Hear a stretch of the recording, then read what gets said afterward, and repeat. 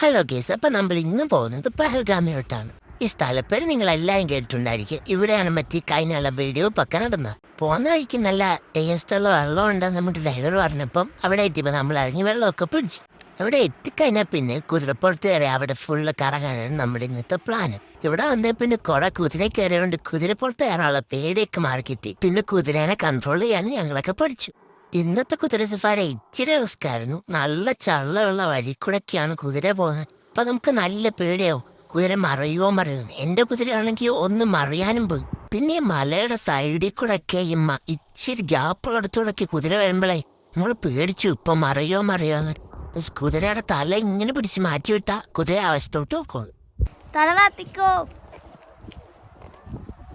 കുതിര നമ്മളെ മുകളിലൊരു നല്ലൊരു സ്ഥലത്തോട് കൊണ്ടുവിട്ടു.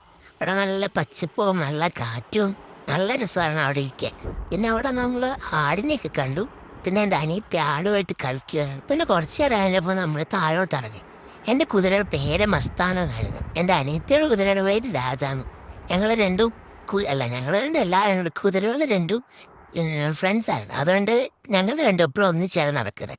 ഞങ്ങളല്ല, ഞങ്ങളുടെ കുതിര. പിന്നെ നമ്മൾ കുതിരക്കാരൻ ഇംഗ്ലീഷ് അറിയാതുകൊണ്ട് നമ്മൾ അങ്ങോട്ടും ഇങ്ങോട്ടും കുറേ വർത്താനമൊക്കെ പറഞ്ഞു. എൻ്റെ അനിയത്തിക്കാണെങ്കിൽ ഒരിക്കലും ഇല്ലാത്ത കുറേ ഡൗട്ട്. ഞാൻ പിന്നെ അതെല്ലാം ട്രാൻസ്ലേറ്റ് ചെയ്ത് ഇംഗ്ലീഷിൽ പുള്ളിയോടും ചോദിക്കും. പിന്നെ നമ്മൾ താഴെ എത്തി. പിന്നെ വണ്ടിയിലൊക്കെ കയറി നമ്മൾ തിരിച്ചു റൂമിലോട്ട് പോയി. അപ്പം ഇന്ന് ഇത്രേ ഉള്ളൂ. Bye guys.